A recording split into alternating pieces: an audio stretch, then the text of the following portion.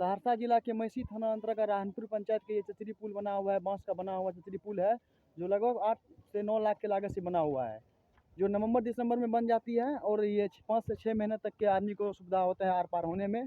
ये आम लोगों को सुविधा होने में काफ़ी सुविधा होता है पार होने में। लगभग 2 से 3 किलोमीटर के अंतराल में लगभग इसी प्रकार से 5 से 6 किलोमीटर का लंबा पुल बनाया जाता है। और इससे एक देखते होंगे, अगर वीडियो फ्रेश आते होंगे तो शाम का मौसम है, कुछ का मौसम है, आपको पता नहीं चलता होगा।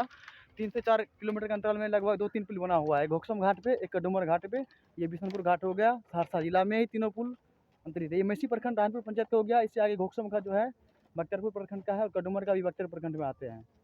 इससे आम लोगों को आर पार होने में काफ़ी सुविधा होते हैं, जो कभी भी आ जा सकते हैं, रात हो या दिन हो, आर पार होने में सुविधा होते हैं। कोसी नदी रहता है, फिर पानी बढ़ जाने के कारण पुल टूट जाते हैं, जिससे फिर नाव पर ही आर पार होना होते हैं।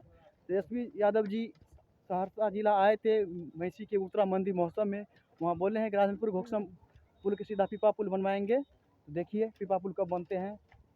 कहा जा रहा है मीडिया सूत्रों के अनुसार कि लगभग सब इसी जनवरी फरवरी में चालू हो जाएंगे, बन जाएंगे तो कोसीवासियों को बहुत बड़ा सौगात मिलेंगे चचरी पुल का। धन्यवाद। ये बिशनपुर घर का चचरी पुल है, जिसका चालू लमसम कल से हो जाएंगे।